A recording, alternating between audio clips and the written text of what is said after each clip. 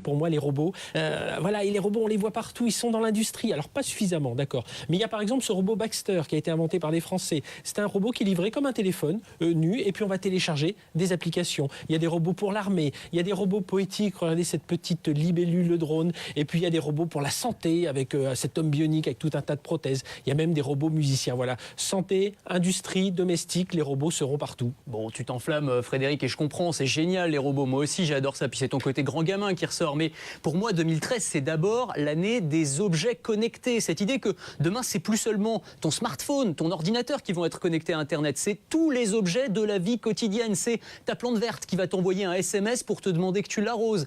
C'est ton pèse-personne qui va publier ton poids sur Facebook ou sur Twitter. Si tu veux te motiver un petit peu pour un régime entre amis, pourquoi pas. 80 milliards d'objets connectés d'ici 2020, c'est une lame de fond. Personne n'y échappera. Oui, mais le pèse-personne, c'est bien, la plante verte, c'est bien, mais moi, je veux un peu d'humain, je veux un peu d'humanoïde. Et là, je te présente Nao. C'est la révélation BFM Awards 2013. Alors, il fait 55 cm de haut quand il est levé. Il pèse 5 kg.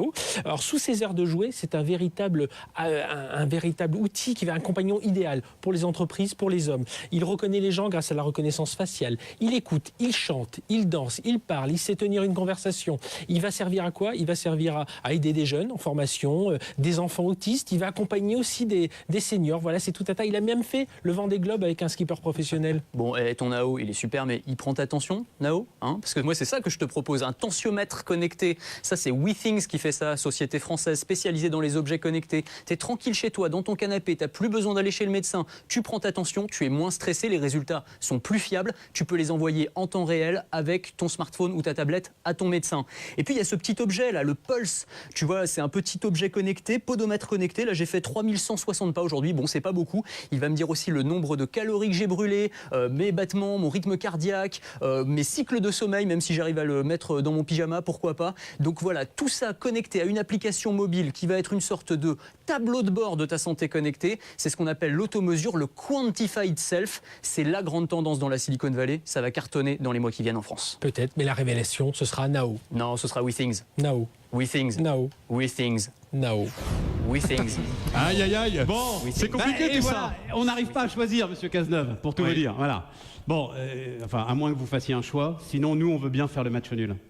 On fait le match nul. On fait le match Bah nul. oui, c'est soit Nicolas, l'un, on soit fait le l'autre, match ou soit nul. l'autre, soit l'un. Donc Ouais. ce sont les deux, bien sûr. Bon, allez, on va dire les deux. Et donc, on a le plaisir d'accueillir Bruno Maisonnier. Il est le président d'Aldebaran Robotics.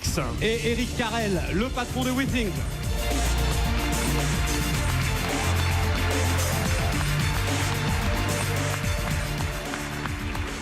Bonjour. Venez là, Bruno Maisonnier, venez là. Ah, mais nous aussi, on est très très fiers que vous soyez là. Il est très fier d'être là. C'est vrai? Il va nous le dire? Je suis ravi que vous ayez pensé à moi pour ce prix. Non, c'est vrai? Enfin, quand je dis moi, je veux bien sûr dire nous. Merci d'avoir pensé à nous. Oui, c'est mieux. C'est mieux. Il y a tout là, dans ce qu'on vient de vivre là. Il y a toute votre démarche. Parce que la robotique, les robots, ok. Aldebaran Robotics, au départ, c'est de dire il va falloir des objets qu'on aime. Toute votre démarche, elle est là. Hein. Toute la démarche est dans le fait qu'on a envie de communiquer de façon naturelle avec des objets qui sont faits pour communiquer avec nous. Et bien sûr qu'on peut parler à son téléphone portable, qu'on peut l'entendre parler, mais on sait tous dans la communication que le body language, toute l'expression, la gestuelle, tous ces éléments, c'est 80% de la communication.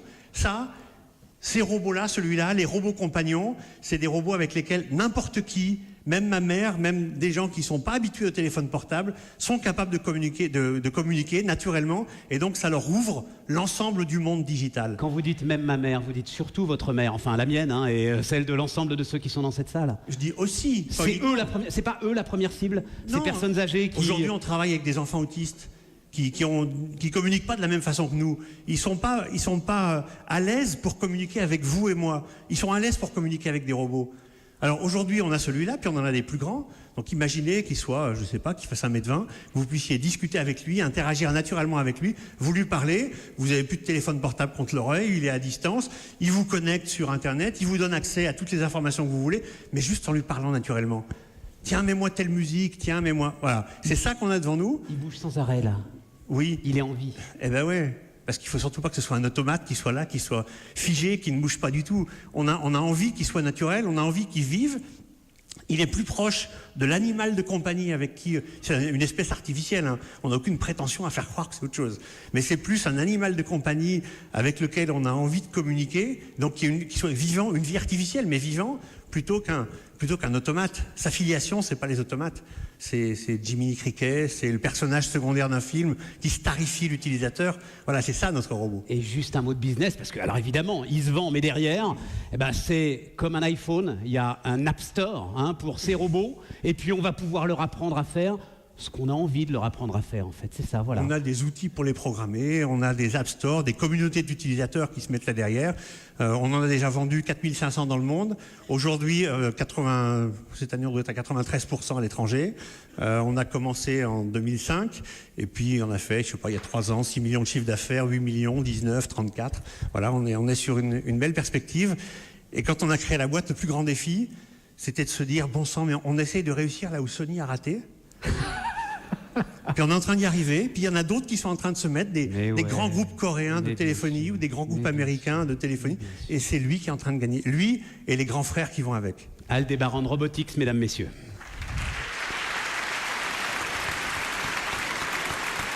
Si je peux rajouter 2 mots... Oh, mais en même temps, le temps tourne très très vite. Éric Carrel. En 2008, vous lancez WeThings à Issy-les-Moulineaux. Pourquoi est-ce que vous croyez soudainement aux objets liés à la santé connectée? C'est pas glamour, c'est pas un truc de geek, on va pas faire la queue pendant toute la nuit pour aller s'acheter le tensiomètre que vous avez dans la main. Qu'est-ce qui vous fait croire que c'est un business? Parce que nous sommes convaincus que demain, dans le domaine de la santé, nous pourrons faire de la prévention. Depuis l'invention du dentifrice, rien n'est arrivé dans le domaine de la prévention. Si je suis convaincu qu'un certain nombre d'entre nous se pèsent tous les matins, que fait-on de ce poids? On l'oublie à peine on est passé sur cette balance.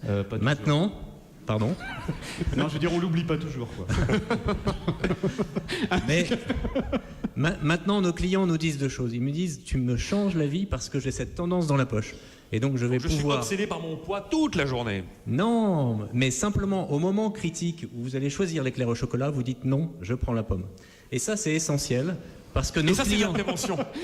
C'est de la prévention. Vous avez un témoignage à apporter sur le choix de l'éclair au chocolat. Témoignage à apporter. J'ai du mal à prendre la pomme. Ouais, on est d'accord.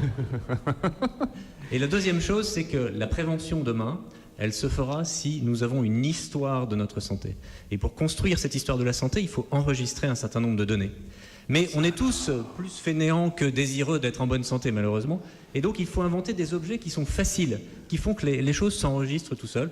Et voilà ce que fait WeThings. Et alors, excusez-moi, ce soir, WeThings s'engage à offrir à tous les ministres du budget, pour les 10 prochaines années, un tensiomètre, parce qu'on a compris que vous aviez parfois un petit peu de pression.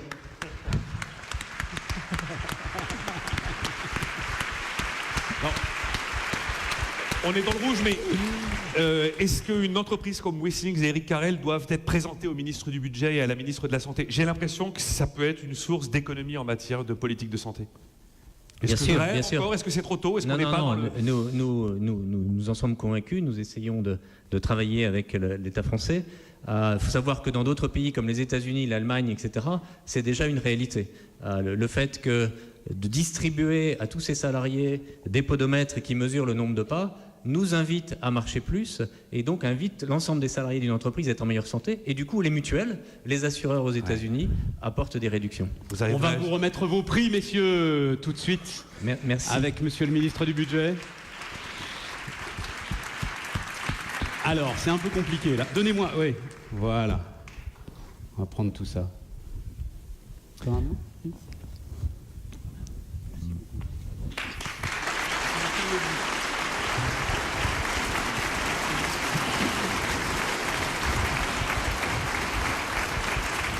Merci infiniment. Merci à vous. Merci beaucoup, monsieur le ministre.